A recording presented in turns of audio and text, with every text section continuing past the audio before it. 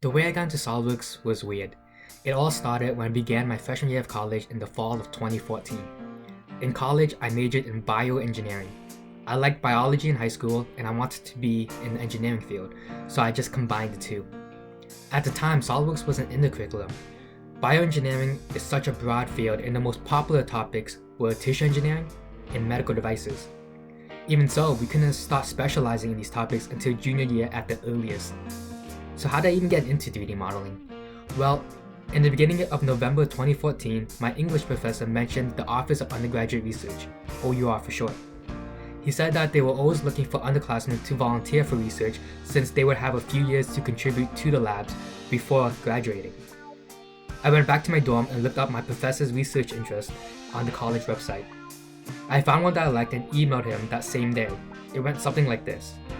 Dear Professor, I'm Matt and I'm interested in your research on how bacteria can be used to bring us closer to a sustainable society.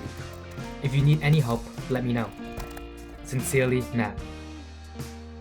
And within the hour, he replied basically saying, let's talk about this. So that's how I started my undergraduate research journey. The path was straightforward. I met up with my professor and we talked about things I'll be doing in the lab. I shadowed a grad student for a month in the summer of 2015. I learned about sterile techniques and the basics of the wet lab. By spring of 2017, I went to the lab every day to talk to lab mates, prepared media, refilled by pet tips, and helped with experiments like running a gel, making agar plates, autoclaving media, and even help record data. All that was left to do was to get my own project, publish a paper, and I'll be set for when I graduate with my bachelor's in 2018 and proceed for a master's to be finished in 2019. And done? I quit. You see, I was a junior at this point and I was close to getting my own project, but I didn't want it. I volunteered for the lab because I was interested at that time. Times changed and so did my interest. I had to make a choice. Keep moving forward on this path that I wasn't interested in anymore or try something new.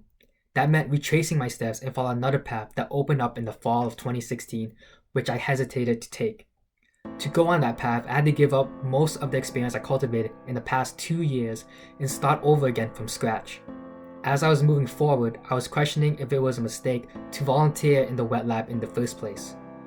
In the spring of 2017, I volunteered in a new professor's lab who started teaching in the fall of 2016.